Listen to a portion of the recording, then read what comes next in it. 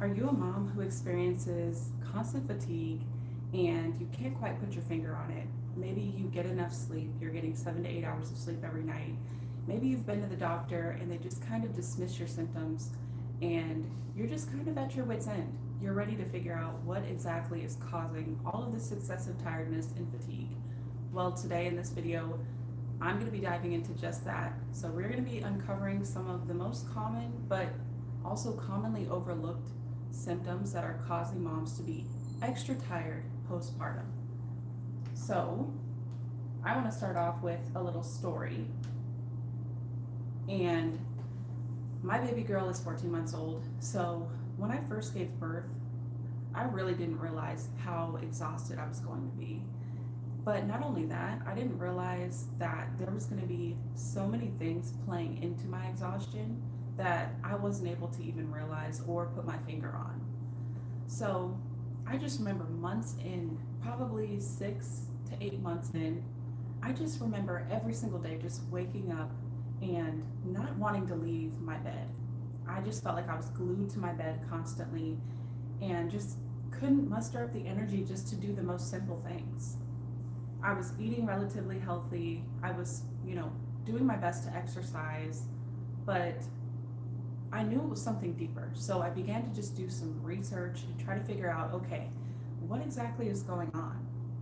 And so I started to realize that my hormones, obviously, every woman's hormones are going to be out of whack and out of balance after you give birth, you know, especially if you plan on breastfeeding. The estrogen, progesterone, cortisol, the stress, the body's response to stress, that hormone is also going to be elevated, which is completely normal.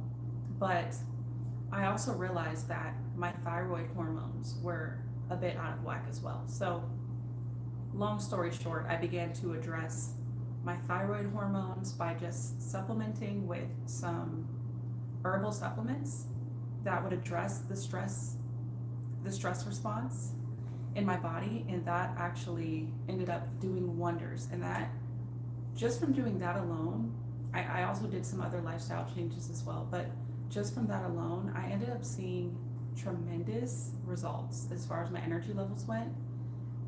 My energy was beginning to come back just supernaturally.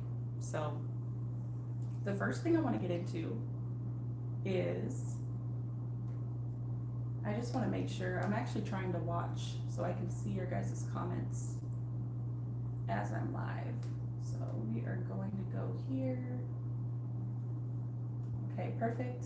And that way I can see my chat. I'm gonna just mute it. Okay, perfect. All right, so the first thing I'm going to be talking about is your diet. So, one of the main reasons why moms are just extremely exhausted all the time and don't really understand why is because of your diet lacking certain key nutrients. And especially now that we live in this industrialized society, many times, even if we feel like we're eating healthy and we feel like we're eating wholesome for the most part, there's so many nutrients that are sapped out of our vegetables, our fruits, just from the industrialized farming practices. And this could lead to us lacking those essential vitamins, minerals, macronutrients, and micronutrients as well. So, the first thing that we want to look at when we're experiencing excessive tiredness is, what does our diet look like on a daily basis?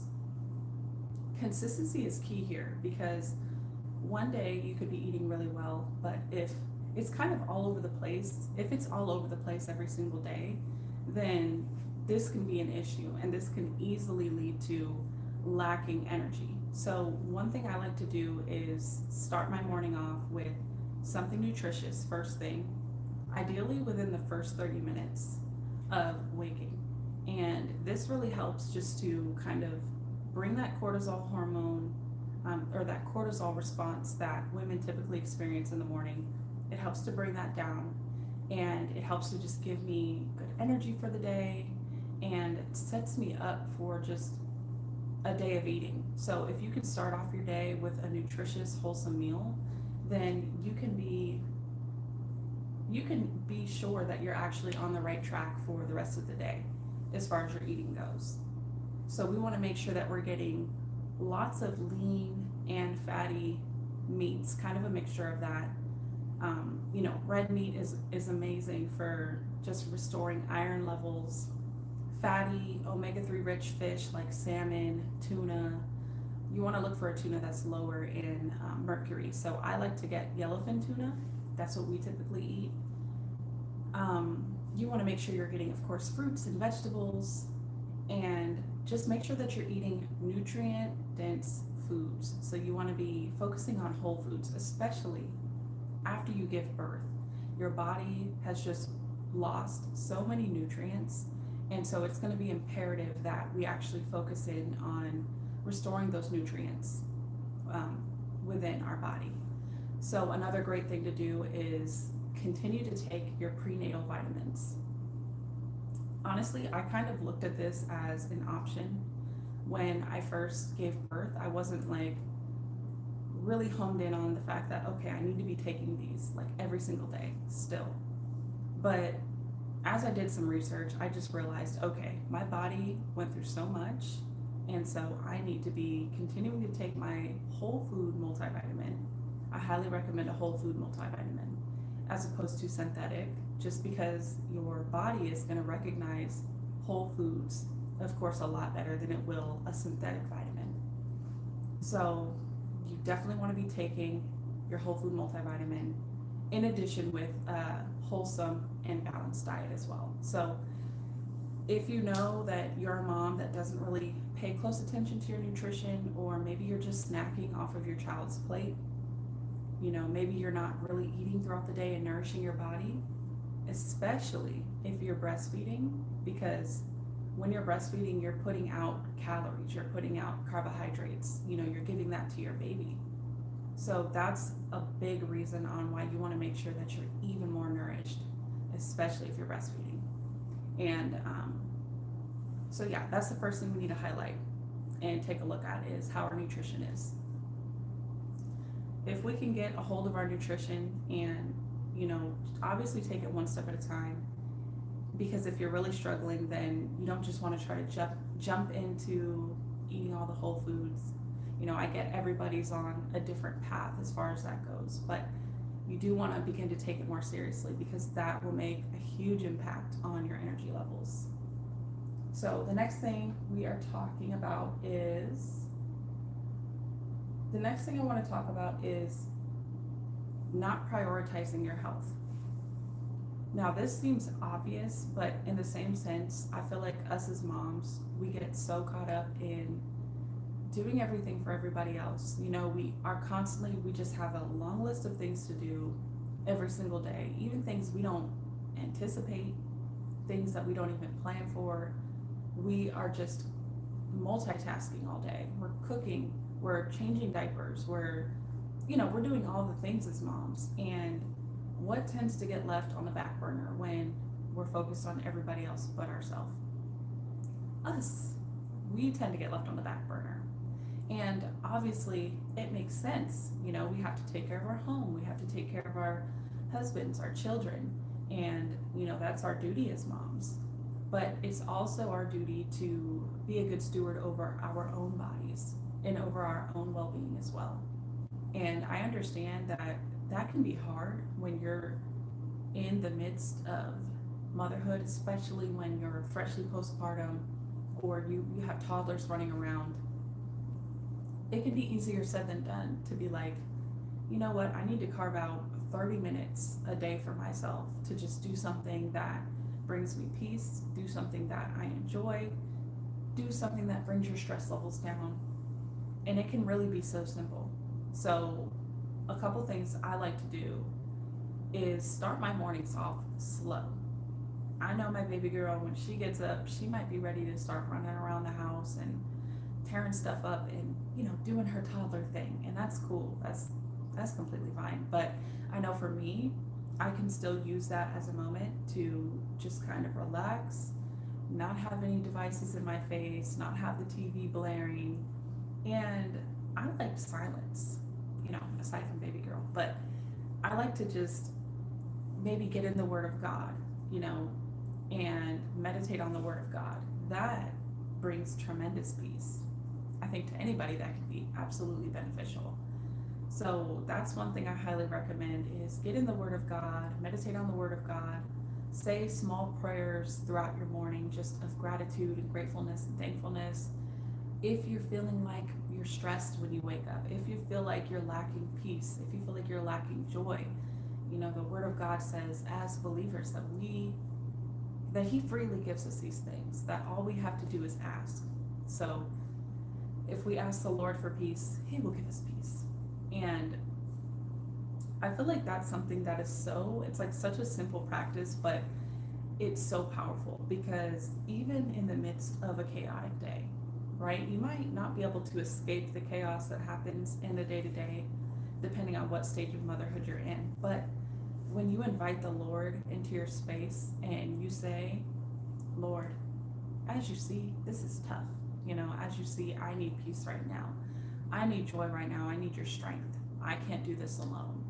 Then He will come alongside you and He will help you and guide you. So that's my first piece of advice is that's one of the best forms of self-care that you could give yourself is taking care of your spiritual health. And I believe that that will trickle into your mental health. And so that's one thing you can do. Another thing is taking care of your physical health. So that could be as simple as doing a quick stretch in the morning, getting out on your exercise mat and doing a few just energizing stretches, and maybe a quick little workout. If you want to get like a 10-minute workout in, you could do like a small, like a HIIT workout. Another thing I love to do if the sun's out, just get out for a walk. So grab the stroller, grab the baby wrap, and just step outside for 10, 15, 20 minutes. And honestly, getting that morning sun in the morning, it hits different. Like, it hits so different. Like the amount of just stress relief that I feel from getting out into the sun, especially in the morning, the amount of like energy that I feel restored, even if I'm like exhausted. I notice that if I step outside in the morning and I go out and walk around and get some sunshine with baby girl, then I just feel so much more ready to take on the day. So those are just a couple subtle shifts that you can implement into your day that can really make a world of a difference. So the next thing we're going to talk about is the last thing we're going to talk about is big, because hormones are, as women, our hormones are constantly just all over the place, right? Because we have menstrual cycles, and so especially once we give birth, our hormones shift dramatically. The placenta leaves our body, and that, you know, the estrogen and progesterone, all of those things go down. And then if breastfeeding is introduced, that sets you on another whirlwind of just hormonal changes, and your body is working to adapt. And it can be a lot. So hormones is another thing that we really want to be able to pay close attention to. And the hormones in particular is going to be cortisol, which is our body's natural response to stress. And it's also going to be insulin. And I actually had no idea that insulin is affected when you're breastfeeding. So I was already, while I was pregnant, I didn't realize it until I got blood work done, but I was already insulin resistant. So I had gestational diabetes during pregnancy. And so I was already in this state. And so when I gave birth and then I started breastfeeding, I actually did some research, and I found out that when you're breastfeeding, you're actually in a state of a type of insulin resistance as well, because your body is producing that rich, fatty breast milk. And so that actually kind of makes you insulin resistant. So I was like, great, you know, I was already insulin resistant. And so now, you know, realizing that, I just had to make sure that I was actually paying close attention to, first and foremost, that cortisol hormone, which is your body's stress response to stress. And So when you hone in on cortisol, cortisol is the body's natural response to stress, and it's natural. There's good stress and there's also bad stress. And so what we want to do is realize that first and foremost. You have to realize it.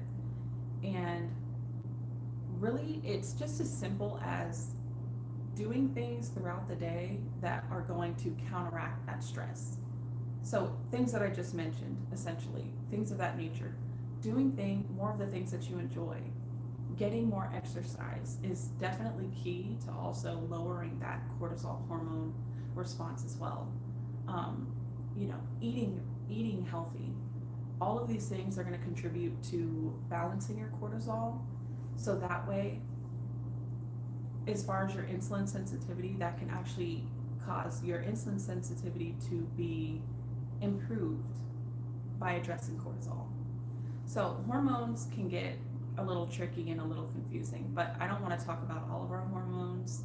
Really, I think based off research, cortisol, insulin sensitivity, or insulin, the hormone insulin, and then also your thyroid hormones are directly related together, and they can greatly impact your energy levels if they are out of whack. So I would definitely follow up with your doctor. If you're curious on how your levels are doing, then you can always go get some blood work done. And if perhaps you're still feeling, because a lot of times what happens is you'll go and get blood work done, and even if it looks semi-normal on the blood test results, you could still be having symptoms that are telling you otherwise. So what I say is the blood work is a good place to start, but ultimately if you're feeling off, if you know that this isn't you and you're having way less energy than normal, even despite, the normal, fatigue that comes along with motherhood, then that's a great indicator that you can start making some lifestyle changes and things like that to see if that's ultimately going to help improve your energy levels. Because my thyroid hormones were looking like on the cusp of hypothyroidism, and I could tell because my energy levels were most definitely off. So I just began to do my research and start implementing small subtle shifts throughout the day, and I think that that's been helping my energy levels. Not I think, but I know that that has been helping my energy levels personally as a mom greatly. Okay, so that's all so those are the three things I'm going to mention. Now there are more things that could be leading to decreased energy levels as a mom, but I'm just going to point out those for now because I think that those are the most subtle, kind of, you don't really think about them right off the bat. Oftentimes we just think, oh, well, I didn't have enough coffee today, or I didn't get enough sleep last night, and that's why I'm so exhausted all the time. But oftentimes it's actually more than what you see on the surface. So a quick win, which is kind of what I was explaining earlier just throughout, would be just starting off your morning 10 minutes with a nutritious snack. So within the first 30 minutes of waking up, making sure that you get a nutritious snack. So a good balance of protein, healthy fats, and some carbohydrates. Some good ideas for that could be egg bites. It could be overnight oats. I like to put protein powder or collagen powder in my overnight oats to give them even more of a boost of protein. And so those are some great things to start off with. And then aside from that, just starting off with 10 minutes, dedicated time to prayer, reading the Word of God, reading your favorite book, doing some stretching on a mat, going for a walk, just something to kind of set up the day and just reduce that stress right off the bat and just kind of, connect with the Lord is going to be a game changer for your days. So that's a little 10-minute reset that you can do. You can give it a try and see how that might benefit your energy levels. I believe it'll greatly change your days. So I do want to invite you guys into my coaching. So this is just kind of a snippet of what you can experience inside of my coaching memberships. I go into so much more great detail and just really do my best to set every mom up for success in their journey of motherhood, no matter what season of motherhood you're in. I mean, it's amazing. So you can count on being able to restore your energy levels, fit in workouts that are going to work with your schedule, and so much more. So if you guys are interested in applying, then I did leave the link down below in the description, and you guys can just click it. If you are a good fit, or if you seem like you're a good fit, then we can do a clarity call. And yeah, so I just want to invite you guys right in. With all that being said, I wanted to open up the floor to Q&A. So we're going to do a 5-minute Q&A. If you guys have any questions about this topic in particular, then drop them down below, and I would love to answer any questions that you guys have. Firstly, I want to make sure I can see the questions. Yeah, let me log in here. Oh, okay, perfect.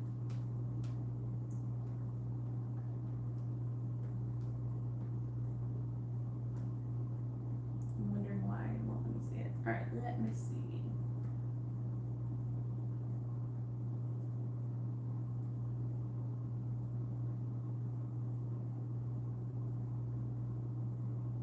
Let me sign into my account and maybe it'll let me see it.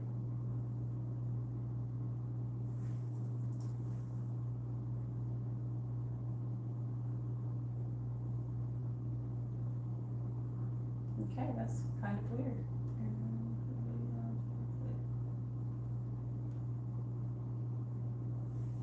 Here, let me see it here.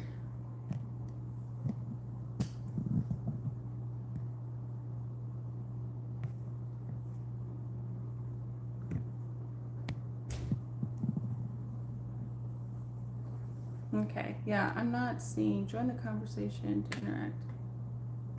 Okay, well, let me just talk about a couple of questions that are commonly asked. So what diet should you be focused on postpartum? Now, honestly, in this era right now, there's so many different diets that are being recommended to moms, that are just being recommended to people in general, and it can be very confusing and also frustrating at the same time, especially if you're looking to just restore your energy levels, restore your hormones as a mom. So what I'm going to recommend is ultimately what is ancestrally appropriate, which is what the Lord intended for us to eat when he, gave us the cattle and, the fruit of the field and everything like that. So my biggest thing is whole foods diet. So we want to focus on just consuming as many whole foods as possible. We want to focus on, especially postpartum, red meat is key. Organs, if you can tolerate eating organs like liver, grass-fed liver and things of that nature, by all means, incorporate some liver in your diet. And some other organs are amazing for your health. Chock full of B vitamins and so many micronutrients. So definitely focus on red meat. We want to be getting in fatty fish. So we want to focus highly on protein. So I love grass-fed meats, your chicken, your ground turkey, your salmon, things of that nature, tuna. And so yeah, alongside that, eggs, highly nutritious as well. I start off just about every single day with eggs and sourdough bread. I make my own sourdough bread from scratch. I highly recommend doing that as well. But yeah, you want to focus on fruits, vegetables, and just making sure that you are nourishing your body every single day consistently. Not just for you, but also for your baby as well. If you're breastfeeding, this is also highly important. So yeah, that's the diet I recommend, is lots of animal protein, lots of moderate vegetables and fruits, and moderate carbs as well. So whole grains, I definitely, as far as grains go, you want to go for whole grains. So whole grain oats, I love old fashioned oats, um, whole grain flours, things of that nature, especially like when you're freshly postpartum and your digestive system is out of whack. You definitely want to make sure that you're avoiding like lots of added sugar, processed starches, things of that nature. And then, so another frequently asked question is, how can I tell that my hormones are out of balance? So what are some subtle signs? So subtle signs are being excessively tired outside of getting enough sleep. So um, so excessive tiredness that doesn't just simply go away even with adequate rest. We want to really be looking for that. That can be a subtle sign of hormonal imbalance. Um, Stubborn weight gain or difficulty losing weight. This is definitely something I experienced. I feel like also because I'm breastfeeding, I think that I'm still breastfeeding, but I believe that has something to do with it as well. Just like that insulin resistant piece, that I just felt like my body did not want to let go of that stubborn belly fat. So I'm finally getting to the place where I'm getting in a better place as far as hormonally and upping my exercise and things of that nature. So that's definitely been helping. But that's also a subtle sign. If you're not losing the baby weight, even though you are putting in the effort to lose the baby weight, or if you're actually gaining weight, stubborn weight, that can be a sign of hormonal imbalance. Another thing is mood swings that extend beyond just the typical postpartum baby blues. So if you are experiencing excessive mood swings where it's just up and down constantly and you just really don't understand what's going on, um, then you may want to actually start to address that. Not you may, I mean, you should definitely address that.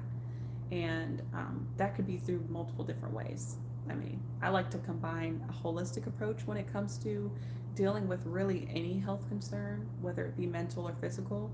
So, in my opinion, seek the Lord first and foremost. Ask Him for peace. Ask Him to, heal you, heal your mind. Ask Him for strength. And another thing you can do, I love to combine herbs with my regimen, my routine. So they can be controversial. It's honestly so weird, because not just weird, but it's honestly frustrating that there's so many herbs on the market that are like proven to be great for reducing stress naturally and reducing insulin resistance and things of that nature, like ashwagandha, holy basil, L-theanine, but they are so like lightly studied that they're almost always saying that you can't take them if you're breastfeeding or if you're pregnant. But on the other side of that, uh, Chinese medicine and Ayurvedic medicine, I think Indian medicine, like they use herbs commonly.